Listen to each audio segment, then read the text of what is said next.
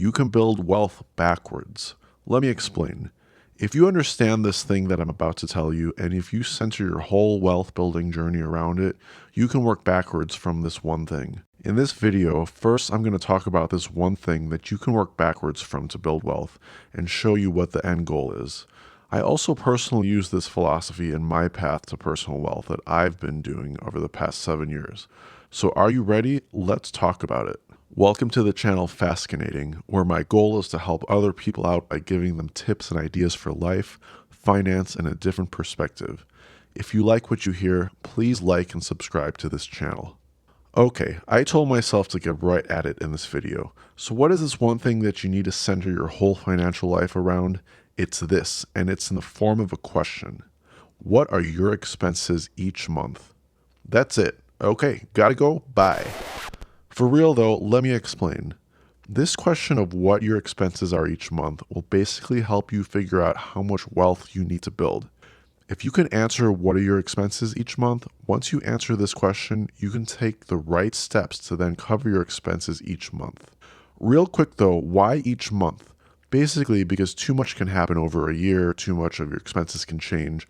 This way you can recalibrate and assess once a month so it doesn't take forever, and just 12 times a year where you really assess how your wealth building journey is going. The typical way people think about building wealth is to make as much money as possible, to accumulate as much money as possible. Yes, of course, you will have to eventually make money and accumulate money to grow wealth.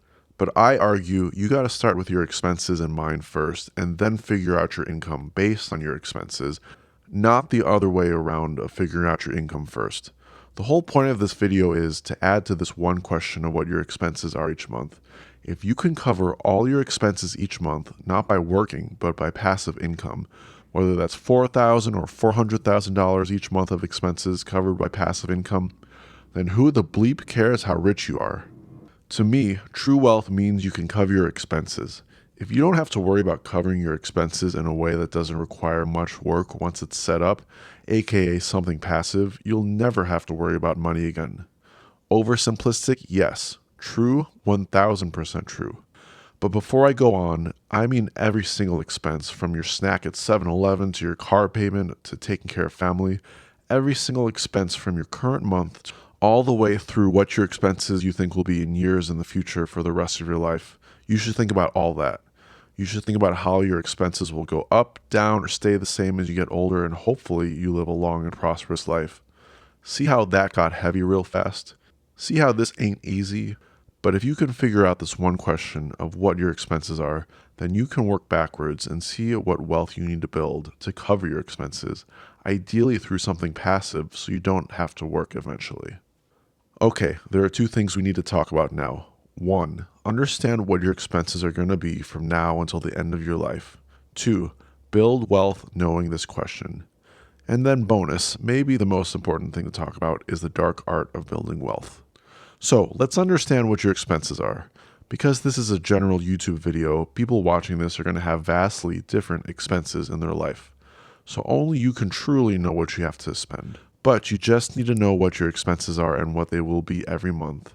And the very first step is to understand what you make and what you spend, and that's done by tracking everything. From all the people I talk to about personal finance, and me included, we have too many credit cards, too many bank accounts, etc., and it's so easy for expenses to slip through the cracks. You know, things like recurring subscriptions that we forget to cancel, or purchases we forgot we made that we're still paying off. The best solution to this is to try not spend so much, or simplify your spending so that you have only one credit card and one bank account. And this can all be hard to do, yeah. A more pragmatic solution would be to track everything in one place, like a budgeting app like Monarch Money, Empower, which is my personal favorite because it's free, or Copilot. You can then track everything and see what's going in and what's going out. Tracking every expense is key to starting this wealth journey working backwards. This will literally tell you how much you're actually spending each month, not how much you think you're spending. Okay, great. So we track everything, and now we know what we're making and what we're spending. But how do we actually build wealth, and build it fast, ideally? Trust me, I would agree that I don't want to wait decades and decades. In fact, I'm working on a video called How to Build Wealth and Not Have It Take Decades, which I'll put a link here and in the description if it's done by the time you watch. The specific equation to building wealth will be different for everyone, but the general equation to grow wealth that applies to everyone is this. And the faster you can figure this out, the faster you can grow wealth. The more you can increase your income and decrease your expenses, the faster this gap of leftover money between your income and expenses increases, the faster you can take that leftover money and invest it into assets that create passive income. I'll talk about some of my favorite assets to do this in a moment. But eventually, these assets, if they grow big enough, which I'll also tell you about how big they need to grow, eventually, once the income from these assets equals your expenses, you can stop working at your real job. If that sounded complicated, it's actually not. I just may not have been explaining it very well. So hopefully this following graphic will help you understand it better.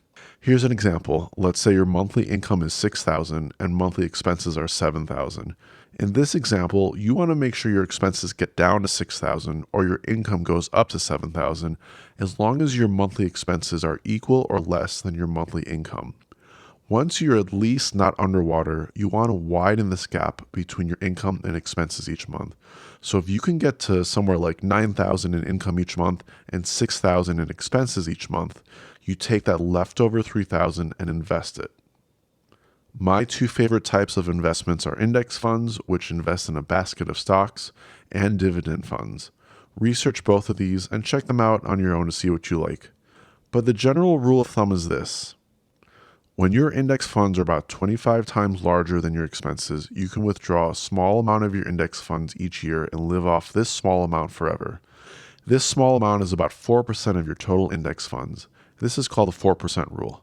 For example, if you have a $1 million portfolio, which I know sounds like a lot because it is, then you can withdraw 4% of that each year, or $40,000, and the math shows that your portfolio should never run out of money and it should survive market crashes.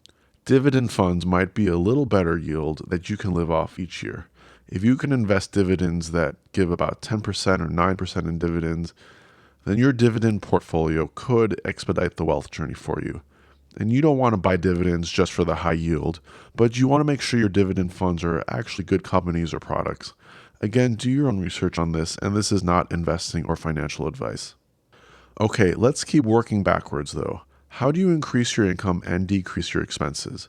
The obvious way is to increase your income, by getting a higher paying job, stuff like that. But also, see if you can create and think of things like small ways to supplement your income. There's a lot of ways to supplement your income, and here are some ideas. My favorite ones are ones that can be done all online because, who doesn't love being able to make money online? But as you can see, there are so many, it feels like unlimited ways to make extra income. And if it's hard for you to increase your income at your job, or even if you're unemployed or if unemployed, I get that. Obviously, these aren't wealth building ideas in the sense of you're building millions and millions of dollars and living like the 1% in yachts and mansions. But just to reiterate, my type of wealth building is when passive income each month equals your expenses each month. And the best way that I've found to create income that feels passive through investing specifically is through index funds and dividends. It takes time to learn and get used to all this and actually invest and then wait for your investments to grow. But that is true wealth when your expenses are ultimately paid for by your investments or something else that's passive. You could, though, generate passive income through businesses, royalties, and other side hustles that you can make passively or mostly passive. And here are some more unusual and some traditional ways also. As mentioned, reducing your expenses is the dark art of building wealth. Because at the end of the day, the whole point is to understand what you actually spend. When you determine what you actually spend each month, this amount is how much passive income you need each month. And remember, most people first think about building income first and then think about their expenses. It really is amazing how much faster I'm able to reach my wealth building goals by cutting out as much as I can, but still making sure I'm not super cheap and can still enjoy life and this journey. The big things with cutting down on expenses are things like figuring out how to reduce housing costs, insurance, transportation costs, healthcare costs.